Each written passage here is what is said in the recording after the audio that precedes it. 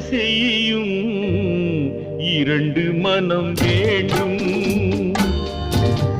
இறைவனிடம் கேட்பேன், இரண்டு மனம் வேண்டும்.